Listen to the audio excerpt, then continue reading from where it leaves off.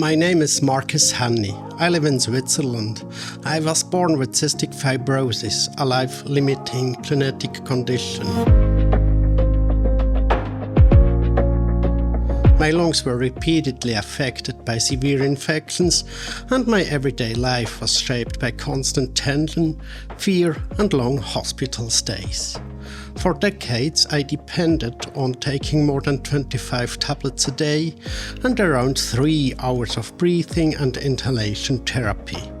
My body lived in a constant state of inner alarm. Will I get sick again tomorrow? Will I have to go back to the hospital for another 2 weeks intravenous antibiotic treatment? Will I have to cancel all my plans for the coming weeks? Will my health stabilize again? By the age of 40, I had spent a total of 4 years in hospital. Again and again, lung infections. Again and again, the same feeling of helplessness. Then came a turning point, the medication Trikafta. It completely stopped the severe infections, and since then I have not needed inpatient hospital treatment.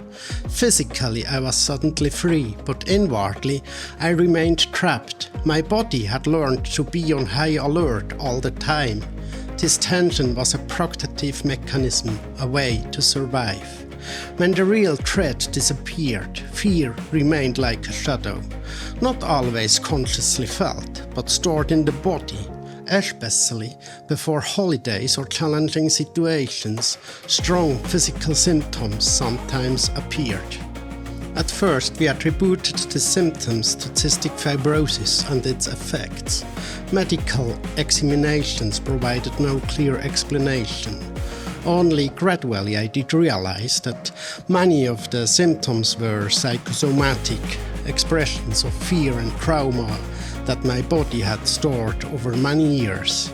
I understood my nervous system needed healing. My mind knew I was safe, but my body was still living in the past. I had survived, but my body did not yet know it. Anyone who has experienced a panic attack knows what that feels like. You die 1,000 deaths and yet continue to live. These words describe what happens inside. The body experiences danger where there is none.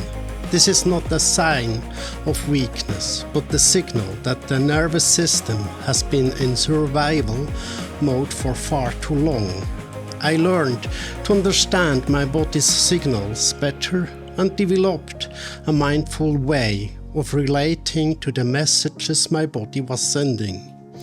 This helped me understand my symptoms in a new way and begin the healing process with self-acceptance, patience, and love. From this inner stability, I took another important step, a journey to Cambodia, not as a proof of strength, but as a conscious experience to face and overcome fear. I was able to notice how my body reacted, stay present, and repeatedly regulate myself. This journey showed me that healing does not mean having no fear, but being able to open oneself to life again, with mindfulness, respect, and trust in one's own body. Healing takes time, knowledge, genuine relationships, and a new perspective. For me, it also includes my faith in Jesus, a space for meaning, hope, and trust that goes beyond what's visible. In this way, step by step, I gained more inner security, inner calm, and a better balance between body and mind. I noticed that my trauma sometimes appeared in everyday situations, especially in moments of stress. I learned to perceive my reactions and to respond to them gently. Remarkably, I was even able to influence my recurring nightmares. Today I know healing is not the destination but the path. Each person can walk this path by their own pace. I share my story to show that healing is possible and that after long periods of fear, one can return to life, one step at a time.